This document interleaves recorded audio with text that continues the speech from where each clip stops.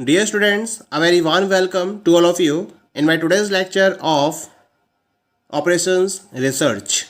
In today's lecture, we will discuss upon the further numerical on assignment problems. And the numerical is as follows. A lead draftsman has 5 drafting tasks to be performed and 5 idle draftsmen. Each draftman is estimated to require the following number of hours for each task. तो यहाँ पर आपको particular number of hours दे रखे हैं जो हर particular draughtsman के द्वारा different task को परफॉर्म करने में लिए जाएंगे। इसके रिगार्डिंग एक प्रॉपर आपको मैट्रिक्स प्रोवाइडेड है। यहाँ पर असाइनमेंट प्रॉब्लम दे रखी है। यहाँ पर क्या करना है आपको, इसमें find the assignment of task to draftsman that will result in minimum total cost. तो यहाँ पर आपको असाइनमेंट करना है टास्क का डिफरेंट ड्राफ्टमैन पर 1-to-1 बेसिस पर, जिसके बेसिस पर आप मिनिमम टोटल कॉस्ट को ऑब्टेन कर सको। ओके तो ये प्रॉब्लम आपको दे रखी है और इसका हमें प्रॉपर हंगेरियन मेथड का यूज करते हुए सॉल्यूशन ऑब्टेन करना है। तो इसके लिए सबसे पहला स्टेप लेके चलेंगे। पहला स्टेप क्या रहता है इसके अंदर, पहले स्टेप में आपको देखना है कि जो नंबर ऑफ रोज है और नंबर ऑफ कॉलम्स है वो इक्वल है या नहीं है। Number of rose 5, number of columns 5, दोनों इक्वल है, इसका मतलब ये आपकी बैलेंस्ड असाइनमेंट प्रॉब्लम है। और दूसरा आपको ये मिनिमाइज टोटल कॉस्ट ऑब्टेन करना है। It means that this is the minimization assignment problem. ठीक है, अब हम मूव करते हैं स्टेप नंबर 2 की तरफ। स्टेप नंबर 2 का ए स्टेप कंसीडर करेंगे हम, और स्टेप नंबर 2 के ए स्टेप हमने क्या करना है, रो के मिनिमम एलिमेंट्स में से बाकी सारे एलिमेंट्स को उसमें से माइनस करना है। तो पहला रो लेके चलते हैं। इस फर्स्ट रो में द मिनिमम एलिमेंट इज 50। इस 50 को हम बाकी सारे एलिमेंट्स में से माइनस करेंगे इसी रो के। 60 - 50 that will be equal to 10, 50 - 50 that is equal to 0, 100 - 50 that is 50, 85 - 50 35, 95 - 50 that is 45। ठीक है, हम बात करते हैं सेकेंड रो की। सेकेंड रो में जो मिनिमम एलिमेंट है दैट इज इक्वल टू 45।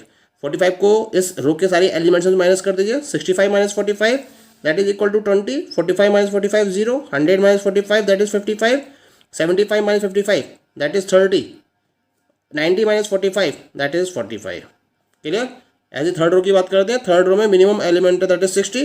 60 को माइनस कर दीजिए बाकी एलिमेंट्स में से। 70 - 60 10, 60 - 60 0, 110 - 60 50, 97 - 60 9 में 6 3 दैट इज 37, 85 - 60 8 में से 6 गया 2 दैट इज 25। ठीक है, एज ए फोर्थ रो में मिनिमम एलिमेंट इज 55, माइनस कर दीजिए 70 - 55 दैट इज 15, 55 5 60 तो 70, 15 हो जाएगा। 55 - 55 0, 105 - 55 तो ये आएगा 50, 90 - 55 5 और 8 में 5 3 35 हो जाएगा। 55 5 60 और 30 90, 93 में से माइनस करेंगे तो 13 में से 5 गया 8 और 8 में 5 गया 3 that is 38।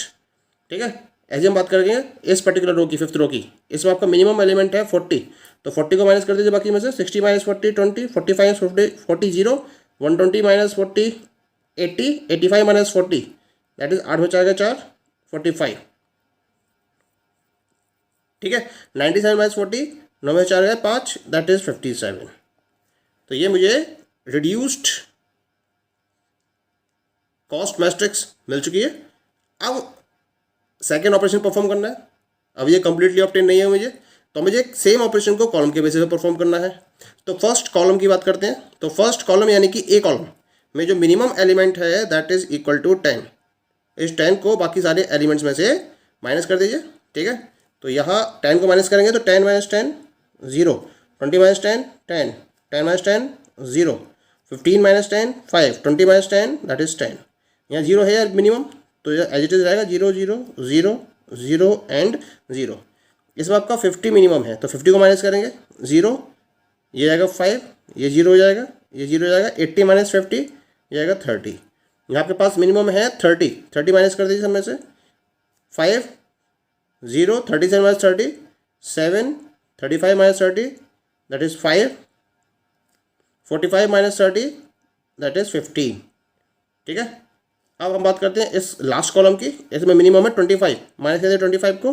45 - 25 that is 20, 45 - 25 that is 20, 25 - 25 0, 38 - 25 8 में 5 गया 3, 3 में से 2 गया 1 दैट इज 30।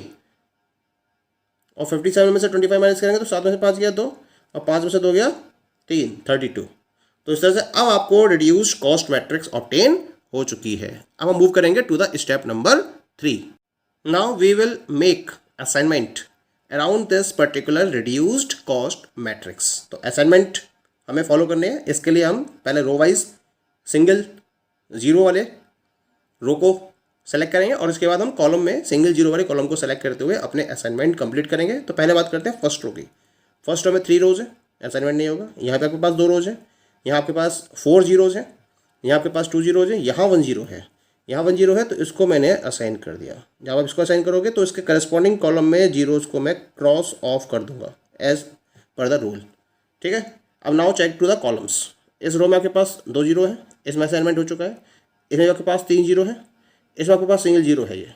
तो इस जीरो को मैं असाइन कर देता हूँ और इसके करस्पॉन्डिंग रो में जीरो नहीं है कोई। अब लास्ट कॉलम की बात करते हैं। इसमें भी सिंगल जीरो है, इसको मैंने असाइन कर दिया और इसके करस्पॉन्डिंग ये जीरो है, ये जीरो है, इसको मैंने क्रॉस ऑफ कर दिया। Again move to the row. इसमें फिर से अभी 2 जीरो है, यहाँ हो चुका है असाइनमेंट, यहाँ असाइनमेंट हो चुका है, यहाँ पर आपका ये सिंगल जीरो है। जब सिंगल जीरो है तो इसको मैंने कर दिया असाइन, इसको असाइन कर दिया। असाइन कर देंगे तो इसके बेसिस पर क्या होगा, ये जो पर्टिकुलर कॉलम है ये जीरो क्रॉस ऑफ हो जाएगा। ठीक है, ये जीरो क्रॉस ऑफ हो गया। ठीक है, अब यहाँ असाइनमेंट हो चुका है। Again check to the column. Column check करेंगे तो इस पर्टिकुलर कॉलम में यहाँ आपको सिंगल जीरो दिखाई दे रहा है, तो हम इसको असाइन कर देंगे। ठीक है, तो ये जीरो हमारा असाइन हो गया। अब यहाँ हमारे जो असाइनमेंट है वो कंप्लीटली हमें ऑब्टेन हो चुके हैं। We have obtain the 5 assignments here. Okay, तो यहाँ हमने जो असाइनमेंट ऑब्टेन किए हैं इसको हम नेक्स्ट टेबल में नोट कर लेते हैं। ठीक है, that is 0 0 0 5 20 10 0 5 0 20 0 0 0 7 0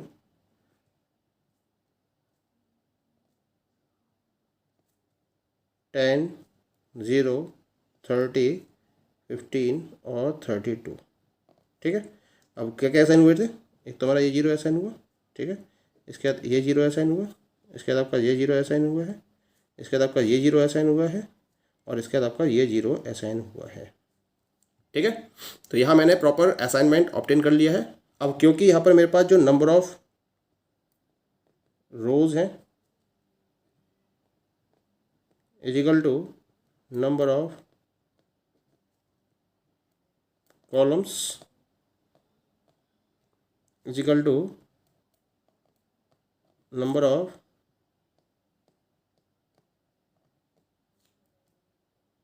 assignments and they all are equal to 5। Number of रोज भी 5 है मेरे पास, नंबर ऑफ कॉलम्स भी 5 है और यहाँ पर जो मेरे पास नंबर ऑफ असाइनमेंट्स हैं वो भी 5 के इक्वल हैं। It means that this is an optimal solution of the given problem. ये ऑप्टिमल सॉल्यूशन में यहाँ पर ऑब्टेन हो चुका है। अब मुझे चेक करना है कि जो पैटर्न ऑफ असाइनमेंट है वो क्या होगा। What will be the pattern of assignment. The pattern of assignment के लिए मैं यहाँ पर एक पर्टिकुलर टेबल को यहाँ ड्रॉ कर लूँगा। The table will be as follows, जैसे कि यहाँ पर आपको दिखाई दे रही है। ठीक है, इसके लिए मैंने ये 3 कॉलम्स ड्रॉ करे हैं, draftsman, task and the corresponding time in hours. तो यहाँ पर आपके पास ड्राफ्टमैन्स कौन कौन से दे रखे हैं। That is given you 1 2 3 4 and 5। अब मैं टास्क देख लेता हूँ क्या क्या टास्क असाइन हुई हैं। देखिए 1 के करस्पॉन्डिंग, तो 1 के करस्पॉन्डिंग असाइन हुआ है ए टास्क, 2 के करस्पॉन्डिंग असाइन हुई है डी टास्क, 3 के करस्पॉन्डिंग असाइन हुई है ई टास्क, 4 के करस्पॉन्डिंग सी टास्क और 5 के करस्पॉन्डिंग बी टास्क असाइन की गई है। तो इसको नोट कर लेते हैं। 1 के करस्पॉन्डिंग हो गई आपकी ए टास्क, 2 के करस्पॉन्डिंग हो गई आपकी डी टास्क, 3 के करस्पॉन्डिंग ई टास्क, 4 के करस्पॉन्डिंग सी और 5 के करस्पॉन्डिंग ये आपकी बी टास्क असाइन हो गई है। ठीक है, अब मैं जो इसकी ओरिजिनल टेबल दे रखी है उसके करेस्पॉन्डिंग इसके टाइम को नोट करके फिर टोटल टाइम को हम कैलकुलेट करेंगे यहाँ पर, ठीक है। तो इंडिविजुअल टाइम हम देख लेते हैं क्या क्या दे रखा है। इंडिविजुअल टाइम के लिए देख लेते हैं, दैट इज गिवन यू 1 और ए, 1A के corresponding time is given you 60 hours. 2D के corresponding time is given you 75 hours. 3E के corresponding time is given you 85 hours. 4C corresponding time is given you, that is equal to 105 hours. 5B के corresponding time is given you 40 hours. ठीक है, तो इस तरह से हर किसी corresponding आपके पास टाइम आ गया है। अब मैं इसको ऐड कर लेता हूँ और ऐड करके टोटल देख लेते कितना आ रहा है इसका हमारा। 5 और 5 10 और 5 15, 5 हो गया, 1 6 1 7 और 7 14 और 8 22 और 4 26 का 6, 2 और 1 3, 365 आवर्स। तो इस तरीके से जो टोटल टाइम लगेगा हमारे इस पर्टिकुलर शेड्यूल के according that will be equal to 365 hours. तो इस तरीके से दिए हुए असाइनमेंट प्रॉब्लम के रिगार्डिंग हम 1 पर ए को असाइन करेंगे, 2 ड्राफ्टमैन को डी टास्क पर असाइन करेंगे, 3rd ड्राफ्टमैन को ई टास्क पर असाइन करेंगे, 4th ड्राफ्टमैन को सी टास्क पर असाइन करेंगे और 5th ड्राफ्टमैन को बी टास्क पर असाइन करेंगे। और इस तरीके से जो हमारा टोटल टाइम यूटिलाइज होगा that will be 365 hours and this will be the minimum total cost, minimum total time. ये मिनिमम टोटल टाइम होगा जिसके बेसिस पर हम दिए हुए असाइनमेंट प्रॉब्लम के ऑप्टिमल सॉल्यूशन को फाइंड आउट कर लेते हैं। तो that is clear to all of you. अब इसके रिगार्डिंग हम डिस्कस करेंगे कुछ particular variations transportation assignment problem में। इन वेरिएशन में एक रहता है केस मैक्सिमाइजेशन का और एक केस रहेगा इसके अंदर मल्टीपल ऑप्टिमल सॉल्यूशन का। तो किस तरीके से हम मैक्सिमाइजेशन के केस को सॉल्व करेंगे, किस तरह से मल्टीपल ऑप्टिमल सॉल्यूशन के केस को डिस्कस करेंगे, ये मैं आपसे नेक्स्ट लेक्चर में डिस्कस करूंगा। Okay, thank you.